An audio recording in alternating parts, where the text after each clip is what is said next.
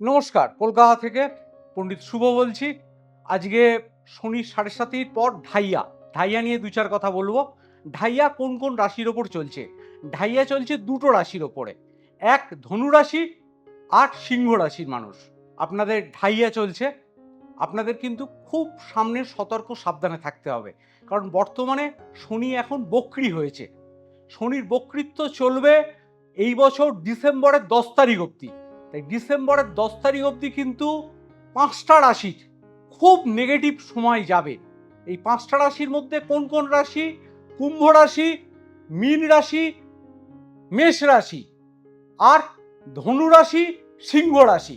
আপনারা কিন্তু অবশ্যই যোগাযোগ করুন শনির উপযুক্ত প্রতিকারের জন্য। উপযুক্ত যারা প্রতিকারের মধ্যে রয়েছেন তাদের কিন্তু এই শনির ঢাইয়ার এফেক্ট এবং ৭.৭-র এফেক্ট অনেক কম পড়ছে।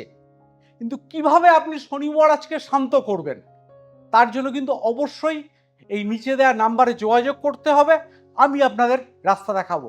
খুব অল্প পয়সায় এই শনি মহারাজকে নিজের পক্ষে আনার জন্য কিছু মেথড আছে রেমিডিয়াল, সেগুলো করলে আপনি কিন্তু খুব ভালো থাকবেন। আমি দায়িত্ব নিয়ে বলছি।